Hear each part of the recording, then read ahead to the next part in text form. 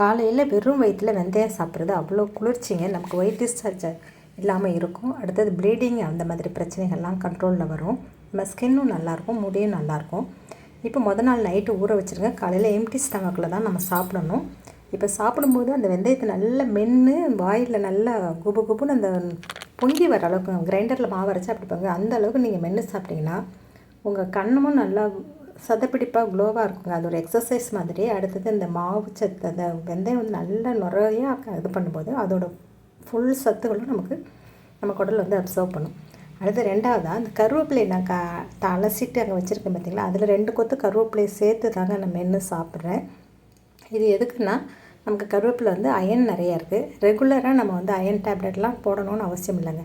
இந்த வெந்தயத்துலேயுமே அயன் நிறையா இருக்குதுங்க. அதனால் உடம்புக்கு ரொம்ப குளிர்ச்சி, ஒயிட் டிஸ்சார்ஜ் பிரச்சனை இருக்காது, வயிறு வலிக்காது, அல்சருக்கு ரொம்ப நல்லது, சுகருக்கு ரொம்ப நல்லது.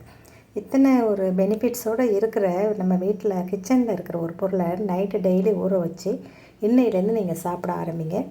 சைனஸ் ட்ரபிள் இருக்கிறவங்க நீங்கள் காலையில் அதை மென்று சாப்பிட்டுட்டு கொஞ்சோண்டு வெந்நீர் குடிச்சிருங்க. இதை சாப்பிட்ட பிறகு 1 மணி நேரத்துக்கு நம்ம எதுவுமே சாப்பிட வேண்டாம். அடுத்தது இந்த பழைய சோறு தண்ணி இருந்தாலும் காலையில் வெறும் வயிற்றில் நீங்கள் குடிங்க. இந்த வெந்தயத்தை சாப்பிட்டுட்டு இந்த பழைய சோறு இதையும் நம்ம குடிக்கலாங்க, தண்ணி நீராகாரத்தை குடிக்கலாம். இந்த மாதிரி சின்ன சின்ன விஷயங்களை நம்ம உடம்பை பார்த்துக்கிறப்ப நிறைய ஹாஸ்பிட்டலுக்கு நம்ம போகிறத குறைச்சிக்கலாங்க. போகாத காலம் அப்படிங்கிறது இப்போ இல்லை, வர்றதை வருமுன்னு தடுப்போம் அப்படிங்கிறது தான். கருவேப்பிலையும் நிறைய சாப்பிடுங்க.